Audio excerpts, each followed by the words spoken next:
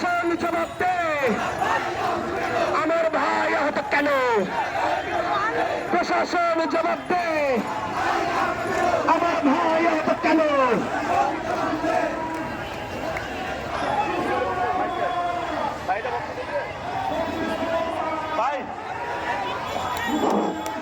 নেতৃবৃন্দ এই মুহূর্তে এবং রাশেদ খান ভাই আমাদের থানা থেকে বের হয়েছে, তারা বক্তব্য রাখবেন।